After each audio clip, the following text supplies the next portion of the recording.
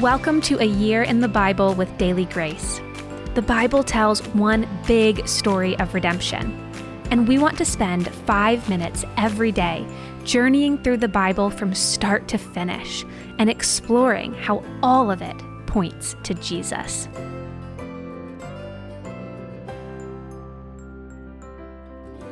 Hey friends, and welcome back to A Year in the Bible with Daily Grace.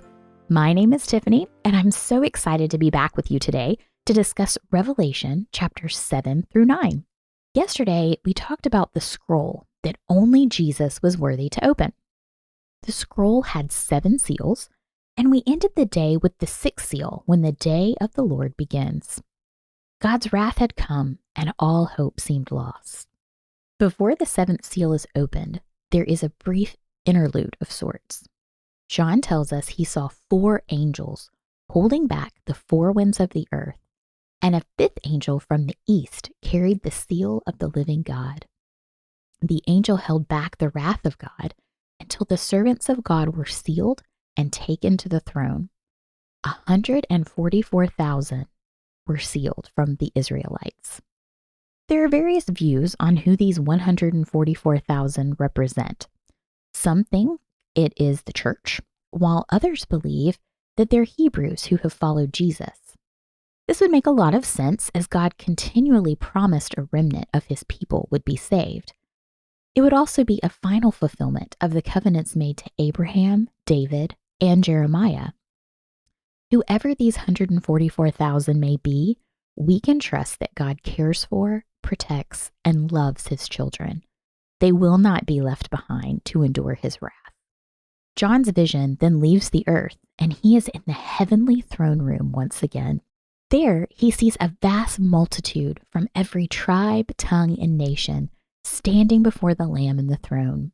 Waving palm branches and dressed in white robes, everyone bows down in worship. The passage provides great encouragement to us as we continue to fulfill the mission Christ left for us to go and make disciples of all nations. One day, all people will hear the gospel, and each of the tribes, nations, and languages will be worshiping in heaven together. Even here in Revelation, God shows great love and mercy by giving a reprieve from the wrath to remind John and us he is faithful to his children who love and serve him. They will not be forgotten, and they will be protected and brought home to worship the Lamb forever.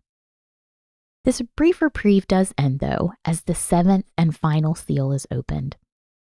When the Lamb opens the seal, there is silence in heaven for a time. Then, the 7 angels around the throne are each given a trumpet. Within this final seal are 7 more judgments on the earth. The first trumpet rains down fire and hail mixed with blood, and 1/3 of the earth's vegetation is destroyed. The second trumpet is a mountain of fire, and 1/3 of the sea creatures die.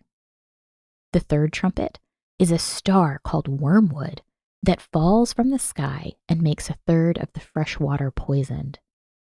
The fourth trumpet brought partial darkness as 1/3 of the sun, moon, and stars went black.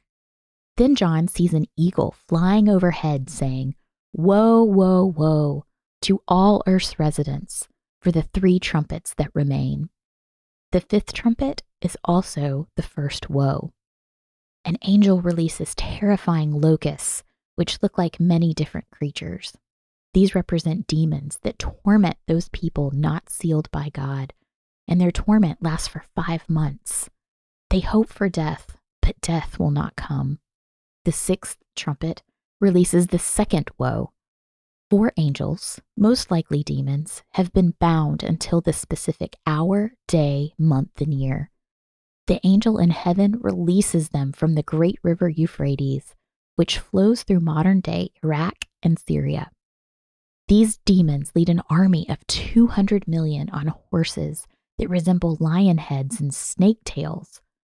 From their mouths come fire, smoke, and sulfur, and 1/3 of the earth's population is slain. Sadly, those that remain continue in their sin and rebellion, and they still reject God. This seems like a really heavy place to end our reading today, And for those who are apart from Christ, it should be. But what we have to remember is that God is sovereign. He is in complete control. And while hell will literally rain down on the earth, God is the one who allows it to happen as punishment for evil. The devil may do his worst, but he only does it as God allows. God's grace currently holds back the coming wrath and destruction. Thank you for joining us today. Be sure to follow along on our Instagram pages at Daily Grace Podcast and at The Daily Grace Co. And check out our website, thedailygraceco.com, for all kinds of resources to help you dive deeper into God's Word. We'll see you tomorrow.